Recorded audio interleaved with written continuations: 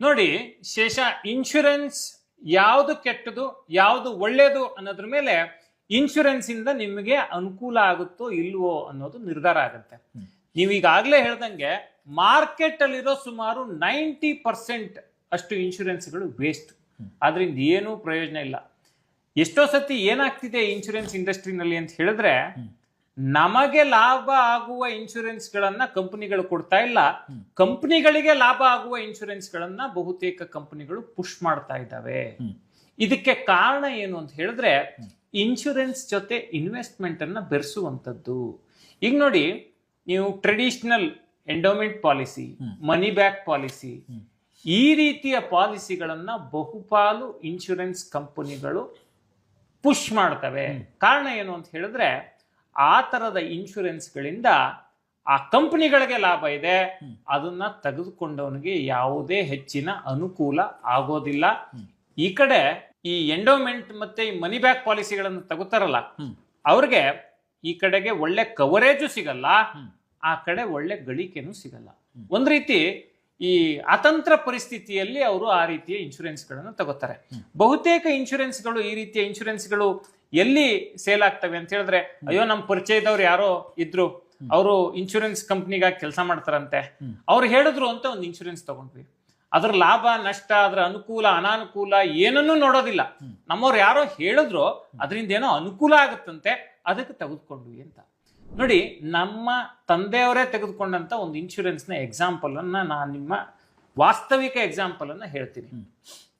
ನನಗೆ ಸುಮಾರು 25 ವರ್ಷದ ಆಸ್ಪಾಸು, ಆವಾಗ ನಮ್ಮ ತಂದೆ ಕರೀತಾರೆ ನನ್ನ ಊರಿಗೆ, ನಮ್ಮ ಪರಿಚಯದವ್ರು ಇದ್ದಾರೆ, ಇವರಿಗೆ ಒಂದು ಇನ್ಶೂರೆನ್ಸ್ ಮಾಡಿಸಿ ಅಂತ ಕೇಳ್ತಿದ್ದಾರೆ, ಮಾಡ್ಸೋಣ ಅಂತ ಹೇಳ್ತಾರೆ. ನಾನು ನಮ್ಮ ತಂದೆ ಹೇಳಿದ್ಮೇಲೆ ಕೇಳ್ಬೇಕಲ್ಲ, ಮತ್ತು ನನಗೆ ಆವಾಗ ಹಣಕಾಸಿನ ತಿಳುವಳಿಕೆನೂ ಅಷ್ಟಿಲ್ಲ. ಮತ್ತೆ ನಾನು ಹಂಗೂ ಕೇಳಿದೆ, ಈ ಇನ್ಶೂರೆನ್ಸ್ ಇಂದ ಜಾಸ್ತಿ ಲಾಭನೇ ಸಿಗಲ್ವಲ್ಲ, ಏನಕ್ಕೆ ಇನ್ವೆಸ್ಟ್ ಮಾಡಬೇಕು ಅಂತ. ಬಟ್ ಕೊನೆಗೆ ತೀರಾ ಹತ್ತಿರದವ್ರು ಆಗಿದ್ರಿಂದ ನಾವೇನು ಕೇಳದೇನೆ ತುಂಬಾ ಪ್ರಶ್ನೆ ಮಾಡ್ಲಿಕ್ಕೆ ಆಗಲ್ಲ. ಅವಾಗ ಏನಾಯ್ತು, ಅವ್ರು ಹೇಳಿದ್ರು ಇಲ್ಲ ಇನ್ವೆಸ್ಟ್ ಮಾಡು ಒಳ್ಳೇದಾಗುತ್ತೆ ಅಂತ. ನೀವು ನಂಬಲ್ಲ ಶೇಷ, 38,000 ರೂಪಾಯಿಯನ್ನ 15 ವರ್ಷಗಳ ಕಾಲ ನಮ್ಮ ತಂದೆ ಕಟ್ಟಿದ್ರು. ಪ್ರತಿ ವರ್ಷ 38,000 ಹತ್ತತ್ರ 5.5-6 ಲಕ್ಷ ರೂಪಾಯಿ ಕಟ್ಟಿದಂಗೆ ಆಯ್ತು. 38 × 12 × 15 ಲೆಕ್ಕ ಹಾಕೊಳ್ಳಿ, ಅಂದ್ರೆ ಹತ್ತತ್ರ 5.5-6 ಲಕ್ಷ. ಹಿಂಗಿರುವಾಗ ಏನಾಗ್ತದೆ ಅಂತ ಹೇಳಿದ್ರೆ, 15 ವರ್ಷ ಆದ್ಮೇಲೆ ಆ ಪಾಲಿಸಿ ಮೆಚುರಿಟಿಗೆ ಬರುತ್ತೆ. ಎಷ್ಟು ಸಿಕ್ಕಿರ್ಬೋದು ನಿಮ್ಮ ಪ್ರಕಾರ? ಎಷ್ಟು ಸಿಕ್ಕಿರ್ಬೋದು ಹೇಳಿ? ಸಾಮಾನ್ಯವಾಗಿ ಇನ್ಶೂರೆನ್ಸ್ ಅಲ್ಲಿ ಹಾಕಿದ್ರೆ ಅಟ್ಲೀಸ್ಟ್ ಆ ಅಮೌಂಟ್ ಡಬಲ್ ಆಗ್ಬೇಕು, ಹೌದು ಅಲ್ವಾ? ಈಗ ನಾನೊಂದು 6 ಲಕ್ಷ ಹಾಕಿದ್ದೀನಿ ಅಂತ ಹೇಳಿದ್ರೆ 15 ವರ್ಷಗಳ ಕಾಲ ಹೂಡಿಕೆ ಮಾಡಿದ್ರೆ ಅದು ಅಟ್ಲೀಸ್ಟ್ 12 ಲಕ್ಷ ರೂಪಾಯಿ ಆಗ್ಬೇಕು. ಹೌದು, ನೀವು ನಂಬಲ್ಲ, ನಮಗೆ ಸಿಕ್ಕಿದ್ದು 8,07,000 ರೂಪಾಯಿ. 8,07,000 ರೂಪಾಯಿ ಅಂದ್ರೆ ಹತ್ತತ್ರ 5%, 4.5% ರಿಟರ್ನ್ಸ್ ಸಿಕ್ಕಂಗ ಆಯ್ತು. ಅಲ್ಲಿಗೆ ಲೆಕ್ಕ ಹಾಕಿ ಆ ಇನ್ಶೂರೆನ್ಸ್ ಮಾಡಿ ಏನ್ ಪ್ರಯೋಜನ ಬಂತು? ಹಂಗಂತ ಕವರೇಜ್ ಇದೆಯಲ್ಲ ಅಂತ ನೀವು ಕೇಳ್ಬೋದು. ಇವತ್ತಿನ ಕಾಲಕ್ಕೆ 5-10 ಲಕ್ಷ ರೂಪಾಯಿ ಕವರೇಜ್ ಇಸ್ಕೊಂಡು ಏನ್ ಮಾಡ್ತಾರೆ? ಆಸ್ಪತ್ರೆಗೆ ಹೋದ್ರೆ 5-10 ಲಕ್ಷ ಖರ್ಚಾಗುತ್ತೆ. ಕರೆಕ್ಟ್. ಸೊ ನಾವು 15 ವರ್ಷಗಳ ಪ್ರೇಷಿಯಸ್ ಟೈಮ್ ಅನ್ನ ಆ ಇನ್ವೆಸ್ಟ್ಮೆಂಟ್ಗೆ ಕೊಟ್ಟಿದೀವಿ. ನಾವು ಶಿಸ್ತುಬದ್ಧವಾಗಿ 15 ವರ್ಷ ಹೂಡಿಕೆ ಮಾಡಿದೀವಿ. ಆದ್ರೆ ನಮಗೆ ಕೊನೆಯಲ್ಲಿ ಸಿಕ್ಕ ಲಾಭ ಪುಡಿಗಾಸು. ಅಂದ್ರೆ ಇನ್ಫ್ಲೇಷನ್ ಅನ್ನು ಅದು ಬೀಟ್ ಮಾಡೋದಿಲ್ಲ. ಅಂದ್ರೆ ಬೆಲೆ ಏರಿಕೆ ಏನಾಗ್ತಿದ್ದಿಲ್ಲ. ಇವತ್ತು ಈಗ ನಾವು ಬೆಂಗಳೂರಿಗೆ 2007-08 ಬಂದಾಗ ಅರ್ಧ ಲೀಟರ್ ಹಾಲಿಗೆ 8 ರೂಪಾಯಿ ಇತ್ತು. ಇವತ್ತು ಅರ್ಧ ಲೀಟರ್ ಹಾಲಿಗೆ 24 ರೂಪಾಯಿ ಇದೆ. ಅಂದ್ರೆ ಈ ರೀತಿ ದುಡ್ಡು ಕೂಡ ಮೌಲ್ಯ ಕಳ್ಕೊಳ್ಳುತ್ತಲ್ವಾ. ನಾವು ಈ ರೀತಿಯ ಎಂಡೋಮೆಂಟು, ಮನಿ ಬ್ಯಾಕ್ ಇನ್ಶೂರೆನ್ಸ್ ಪಾಲಿಸಿಗಳಲ್ಲಿ ಹಾಕಿದ್ರೆ ನಮ್ಗೆ ಇದೇ ರೀತಿ ದುಡ್ಡೇನೋ ಅಲ್ಪ ಸ್ವಲ್ಪ ಬೆಳೆಯುತ್ತೆ, ಬಟ್ ಅದರಿಂದ ಯಾವುದೇ ಪ್ರಯೋಜನ ಆಗಲ್ಲ ಅನ್ನೋದು ನಮಗೆ ವಾಸ್ತವಿಕವಾಗಿ ಅರಿವು ಬಂತು. ನೋಡಿ, 6 ಲಕ್ಷ ಹಾಕಿದವನಿಗೆ 8 ಲಕ್ಷ ರೂಪಾಯಿ ಸಿಗುತ್ತೆ ಅಂದ್ರೆ ಆ ಇನ್ಶೂರೆನ್ಸ್ ಮಾಡಾದ್ರೆ ಏನ್ ಪ್ರಯೋಜನ?